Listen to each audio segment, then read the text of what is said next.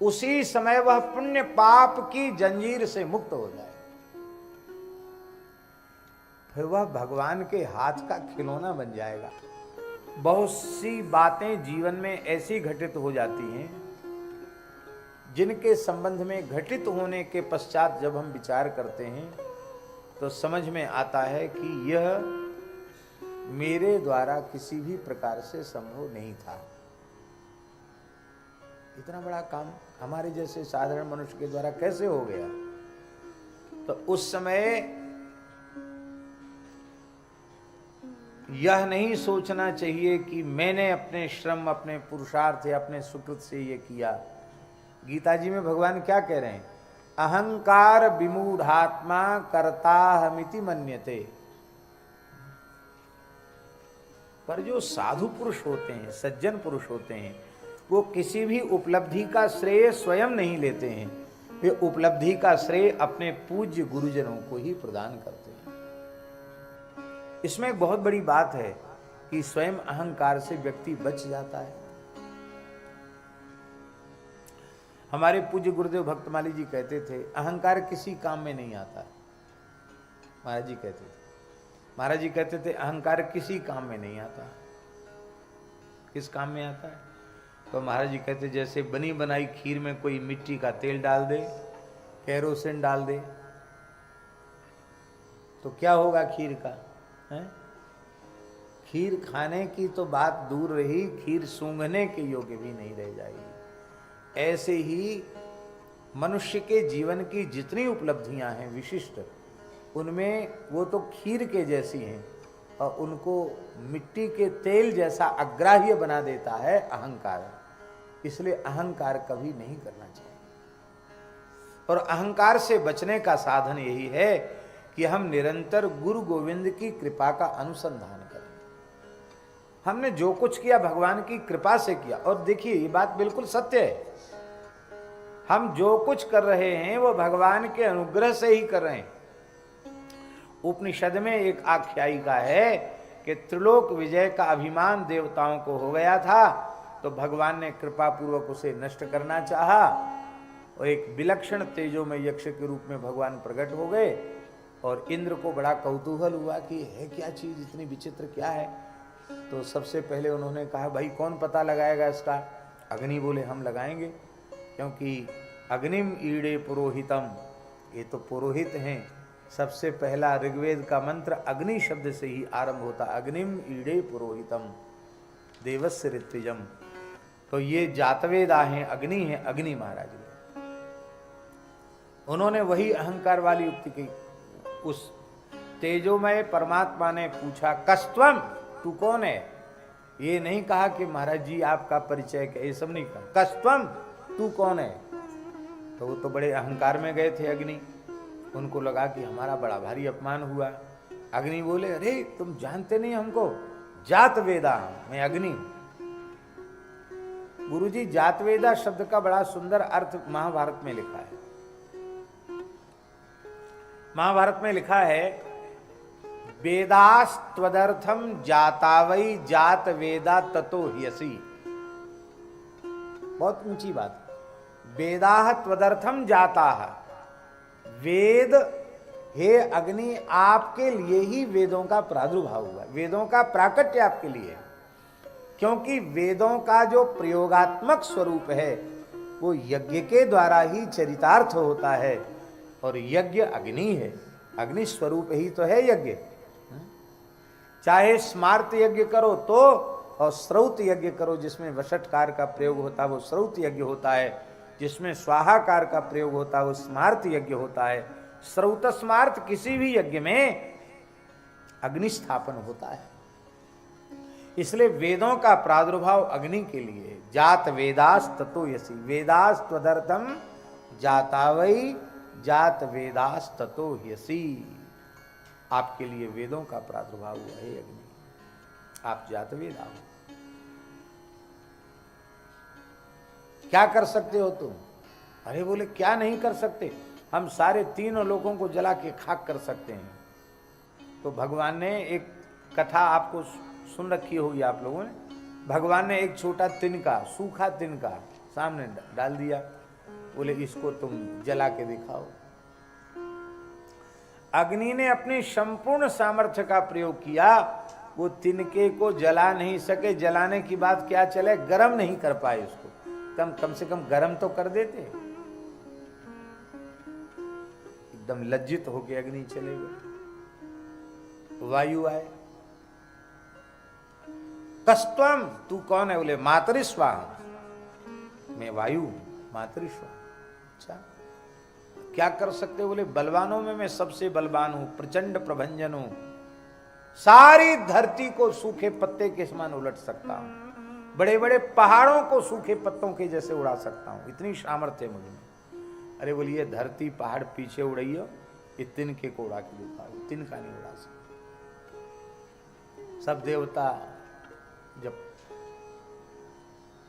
समझ न सके उस विलक्षण तत्व की महिमा को और वे निराश होकर आ गए, तो इंद्र गए तो वह विलुप्त हो गया, अंतर्धान हो गया, तिरोहित हो गया। क्यों? कि इंद्र को ज्यादा अहंकार था त्रिलोक विजय का, तो इंद्र के अहंकार को चूर करने के लिए वो अंतर्धान हुए कि जिनको तुमने भेजा उनको तो हमने बात करने लायक भी समझा, जो कुछ हुआ मेरी कृपा से हुआ, उसको तुमने अपनी स्वतंत्र उपलब्धि मान लिया, तो तुम्हारे जैसा अपराधी तो बातचीत करने लायक भी नहीं। इंद्र को बड़ी लज्जा हुई कि अरे हमको उस विलक्षण तेजोमय महापुरुष ने संवाद के योग्य भी नहीं समझा। इंद्र को लज्जा हुई। आकाश में भगवती पराम्बा उमा भगवती प्रकट हुई और उन्होंने इंद्र को अहंकार शून्य होने की प्रेरणा प्रदान। इस कथा के स्मरण कराने का प्रयोजन केवल इतना है कि सूर्य, चंद्र, अग्नि, वायु, वरुण आदि देवता भी बिना भगवत कृपा के कुछ नहीं कर सकते। तो हम तो अत्यंत सामान्य मनुष्य हैं, हमारे द्वारा जो कुछ किया गया वो भगवान के अनुग्रह से हुआ, गुरुजनों की कृपा से हुआ, संतों की कृपा से हुआ, भगवान की कृपा से हुआ। ऐसा यदि हम अपने आप में अनुभव कर लें तो अहंकार से उत्पन्न होने वाले जो प्रचंड दोष हैं उन दोषों से हम बच जाएंगे। सारे दोष अहम और मम से ही उत्पन्न होते हैं, और अहम और मम की जोड़ी है। अहम होगा तो मम होगा, मम होगा तो अहम होगा। और अहंकार ममकार से जब जीव बच जाता है तो मरने के बाद मुक्ति की आवश्यकता नहीं, जीते जी मुक्त हो जाता है, जीवन मुक्त हो जाता है। कितना बढ़िया हुआ है। वाल्मीकि रामायण में हनुमान जी कह रहे हैं रावण से, राम जी के बारे में, रावण जिसे तू मनुष्य कह रहा है वो राम जी कौन है? तो हनुमान जी का वचन है वाल्मीकि रामायण सुंदरकांड में, कर्ता कारयिता च सह। हनुमान जी कह रहे हैं राम जी कर्ता भी हैं और कारयिता भी, करने वाले भी हैं और कराने वाले भी भगवान है। तो हम व्यर्थ अहंकार अपने ऊपर लेते हैं कि हमने किया अथवा हमने कराया। किया भी भगवान का और कराया भी भगवान का, ऐसा अनुभव करना चाहिए। कर्ता कारयिता च सह, भगवान कर्ता। अच्छा, कर्ता व्याकरण में कर्ता की परिभाषा क्या है? स्वतंत्र कर्ता, पाणिनि जी का सूत्र है स्वतंत्र कर्ता। अब ये स्वतंत्र जो शब्द है इसका अर्थ भगवान को छोड़कर और कहां घटित होगा? सर्वतंत्र स्वतंत्र केवल एक भगवान है। व्यवहार में भले ही हम किसी को कर्ता कह दें, लेकिन सच्ची बात है गुरुजी ने जैसा पढ़ाया है कि शब्द की अपर्यवसायी जो वृत्ति होती शब्दार्थ करने की, उस अपर्यवसायी वृत्ति का आश्रय जब हम लेंगे तो स्वतंत्र शब्द का अर्थ परमात्मा में ही जाएगा, क्योंकि स्वतंत्रता केवल भगवान में है। मद भयात वाति वातोयम सूर्यस्तपति मद भयात वर्षतीन्द्रो दहत्यग्नि मृत्युश्चरति मद भयात। सब कुछ भगवान के द्वारा हो रहा है। अब एक प्रश्न है कि जब कर्ता भगवान है और कारयिता भगवान है, तो हमको फिर स्वर्ग नरक आदि क्यों भोगने पड़ते हैं? कोई पूछ सकता है ये बात? भाई जिसने किया अथवा जिसने कराया वही भोगे, करने वाले को कराने वाले को दोष लगे, हम तो कुछ है ही नहीं। अच्छा काम हो तो स्वर्ग भी परमात्मा ही भोगे, और कुछ अनुचित कार्य हो जाए तो नरक भी परमात्मा ही भोगे। जीव को स्वर्ग नरकादि का सुख दुख क्यों भोगना पड़ता है?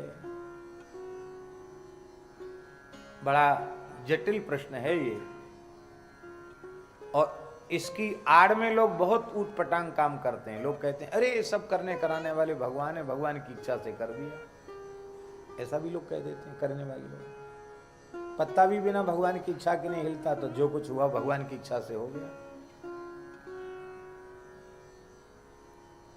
इसमें भी क्या है विशेषता भैया जी? अच्छा काम तो हमारे द्वारा हो गया, हमारी इच्छा से हो गया, और कुछ गड़बड़ हो गया तो भगवान की इच्छा से हो गया। तो ये भेद क्यों रखते हो कि अच्छा तो हमने किया और जो अनुचित हो गया वो भगवान की इच्छा से हो गया? ऐसा क्यों सोचते हो?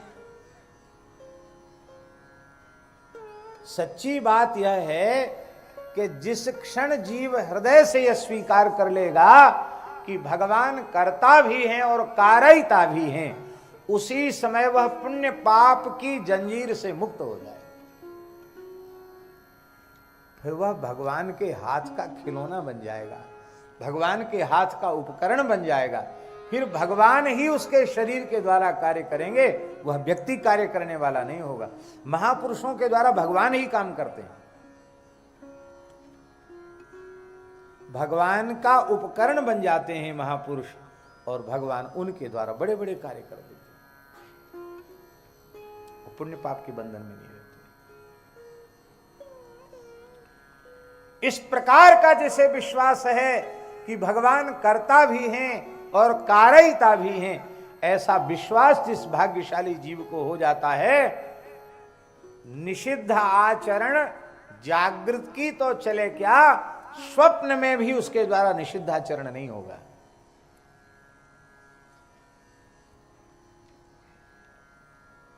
ये पहचान है उसकी। हम लोग सीधे कह देते हैं उर प्रेरक रघुवंश विभूषण। और महाराज जी बड़ी सुंदर बात कहते थे इस संबंध में, बहुत ध्यान देने योग्य बात है।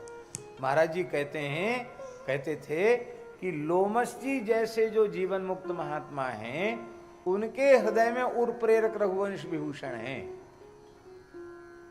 अन्यथा पापी के अंतःकरण में निषिद्ध कर्म करने की प्रेरणा उसके पापमय संस्कार ही करते हैं,